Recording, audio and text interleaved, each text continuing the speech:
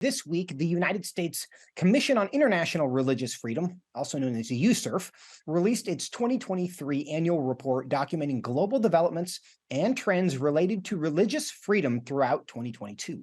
The report by the independent bipartisan agency is designed to provide recommendations to bolster the U.S. government's promotion of freedom of religion and belief abroad. What did we learn from this year's report?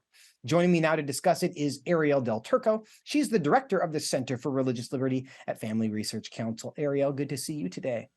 Good to be with you, Joseph. So tell us what we learned in the latest report from USCIRF. Yeah, so the USCIRF reports happen every year in the spring, and they're supposed to inform the State Department's annual country of particular concern designations. And this is basically a worst in the world list where the State Department calls out the world's most prominent violators of religious freedom. So this USCIRF recommends these designations. This year, they recommended 12 countries to be placed on the country of particular concern list and 17 for the special watch list, which is like a second tier designation. So I hope the State Department really takes these into account.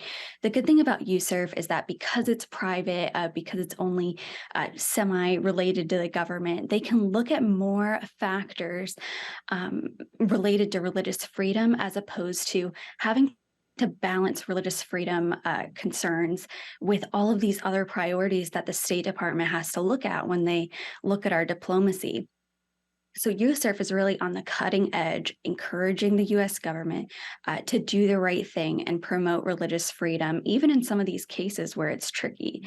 So this year on the State Department or on the USCIRF list, we see countries like China, Iran, North Korea, Pakistan, these violators of religious freedom that are on the list a lot, but we also see countries that the State Department is a little sheepish about calling out, countries like Nigeria, India, countries where the State Department has really shied away from. So I hope the State Department takes USCIRF's concerns seriously this year.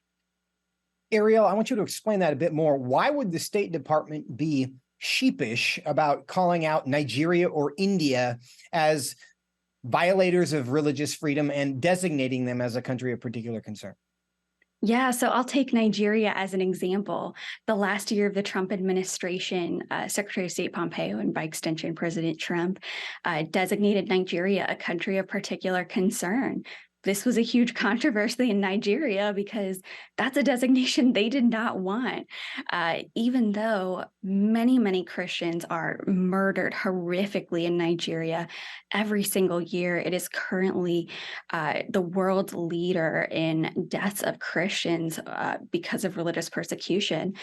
They struggle with a lot of mob violence, a lot of terrorism that specifically targets Christians, and the Muslim majority government there has really just not taken a stand against it, has not done what they should to protect Christians, to combat this terrorism, this kidnapping of Christian girls that happens all the time.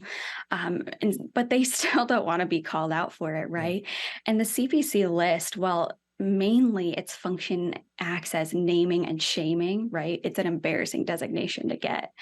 It also can have sometimes economic consequences, especially related to aid. What should be happening according to law is that when a country is designated as a country of particular concern, the U.S. government has to take one of about 15 actions against that country. Some of them are financial, some aren't. But even the threat of that, I think, scares governments. But that's how we know it's an effective tool, because these governments really don't want to be listed as a CPC country. And the fact that they are afraid of it, as you said, is the reason why it's effective and why it should be used. Any reason to think that the State Department is going to follow the guidance from USCIRF and give this designation to some of the most egregious violators of international religious freedom around the world?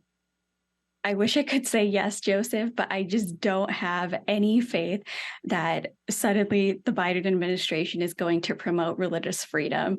They have shown absolutely no concern for promoting religious freedom at home, but this extends abroad, even though the U.S. government actually has a congressional mandate through the International Religious Freedom Act of 1998 that we actually have to promote religious freedom abroad. It's officially supposed to be a priority in our foreign policy, especially our human rights mechanisms.